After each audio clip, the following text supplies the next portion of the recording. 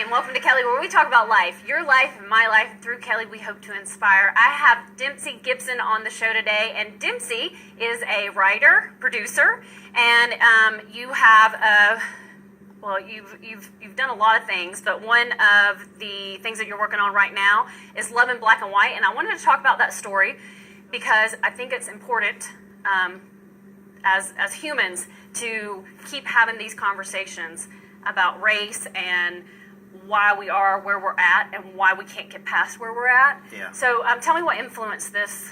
Well, Is it a short or is it a no? Is it a feature? No, it's a documentary. It's a documentary. Okay. We're shooting it. It's going to be a 4-part documentary. Hopefully that will that's going to be shot over.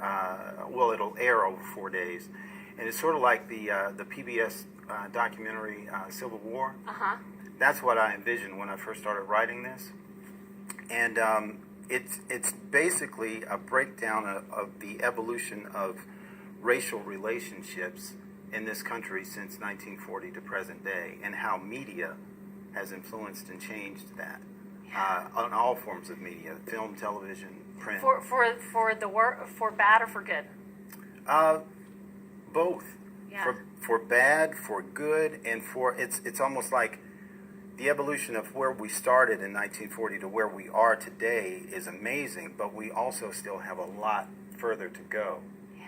You know, doing the research for it, I've found that things that we couldn't say in the 40s and 50s, we can say today, but the bigger picture is still there, even though media has changed point of view with the general public.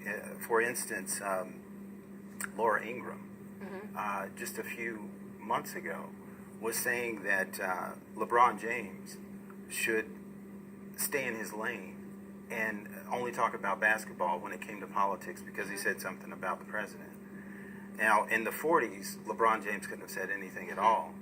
Today he can, but the overwhelming element there is that there are still people in power, even in the media, that claim that they have an omnipresence and they can tell people what to say and do based on color. Yeah.